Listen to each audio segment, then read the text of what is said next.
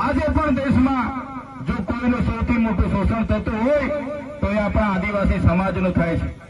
દેશ આઝાદ થઈ ગયો પણ આજે પણ આદિવાસી સમાજ ગુલામીનું મહેસૂસ કરી રહ્યો છે. આજે પણ મનુવાદી શાસન ચાલે છે, સામંતશાહી શાસન ચાલે છે.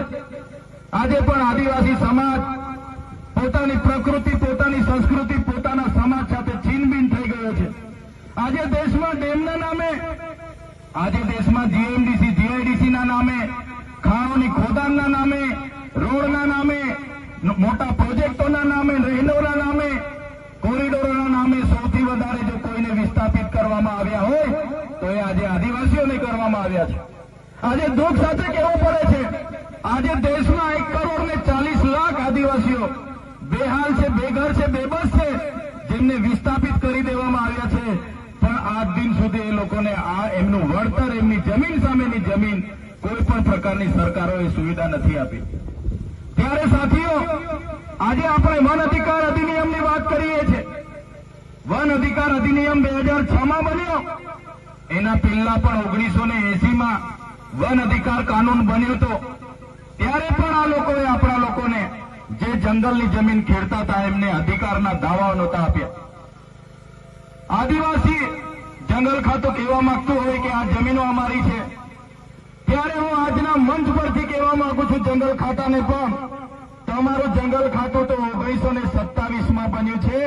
અમારા લોકો હજારો વર્ષથી અહીંયા રહે છે અને જે દિવસે અમારા લોકોને હેરાન કરશો તે દિવસે આદિવાસી વિસ્તારોમાંથી તમારા જંગલ ખાતાને પણ દૂર કરતા અમને વાર નહીં લાગે. તમારા જંગલ ખાતાને પણ આદિવાસી વિસ્તારોમાંથી અમે હટાવી દઈશું, ઘૂસવા નહીં દઈએ. અનુસૂચિત વિસ્તાર છે અમારો, અહીં પૈસા એક્ટ લાગુ છે. અનુસૂચિત વિસ્તાર હોવાના નાતે બંધારણની 244(1) ના આર્ટિકલ પ્રમાણે, 13 ની કલમ પ્રમાણે આ વિસ્તારમાં કોઈ સરકારની, કોઈ જંગલ ખાતાની કે કોઈની જમીન નથી. આ વિસ્તારમાં જો કોઈની જમીન હોય એ તમામ જમીનો અમારા આદિવાસીઓની છે, આદિવાસીઓ સાચવેલી. આજે જંગલો દેખાય છે એ કોઈ જંગલો જંગલ ખાતાએ નથી બનાવ્યા. આ તમામ જંગલો કુદરતી રીતે બનેલા છે. અમારા આદિવાસીઓ પેડને પણ પૂજે છે, નદીને પણ પૂજે છે, પહાડને પણ પૂજે છે, જીવજંતુને પણ પૂજે છે, સાપને પણ પૂજે છે, વાઘને પણ પૂજે છે. આ પ્રકૃતિનું ના જંગલોનું કોઈ સાચવવા હોય તો એ અમારો આદિવાસી સમાજે સાચવવા છે, નહીં કે કોઈ જંગલ ખાતાએ.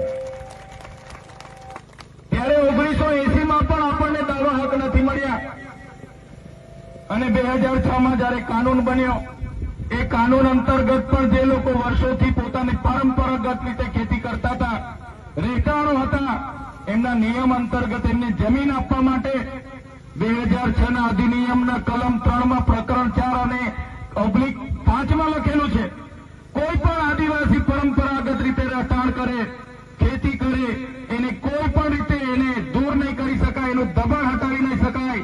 એની માન્યતા જ્યારે પણ એની ખરાઈ કરવાની થાય, એની ખરાઈ કર્યા સિવાય ક્યારે પણ આદિવાસીને કનગડત નહીં કરી શકાય. એ સુપ્રીમ કોર્ટનું જજમેન્ટ છે, છતાં આ જંગલ ખાતાવાળા હેરાન કરે. સાથીઓ, આપણે તૈયાર થવું પડશે કાયદાકીય રીતે પણ. અહીંયા ઘણા એડવોકેટ મિત્રો પણ હશે. જો સુપ્રીમ કોર્ટ આવું કહેતી હોય અને આ ફોરેસ્ટ વાળા એમની મનમાની કરતા હોય તો કોર્ટ ઓફ કન્ડેમ કરવા માટે પણ આપણે તૈયાર રહેવું પડશે. એ લોકોને કોર્ટમાં લઈ જવા માટે પણ તૈયાર રહેવું પડશે. આ વિસ્તારમાં 1968માં જયારે ઉકાઈ બાંધની બાંધવામાં આવ્યો, ઉકાઈ ડેમ બાંધવામાં આવ્યો, ત્યારે આ જ ગામોને વિસ્થાપિત કરીને આ વિસ્તારોમાં મૂકવામાં આવ્યા છે. આજ દિન સુધી જમીન સામેની જમીન નથી મળી. એક વ્યક્તિને સરકારી નોકરી આપવાની વાત હતી, મફત વીજળી આપવાની વાત હતી, મફત સિંચાઈનું પાણી આપવાની વાત હતી, છતાં પણ આજે આપણને મળ્યું નથી. ત્યારે આ દુઃખની વાત છે.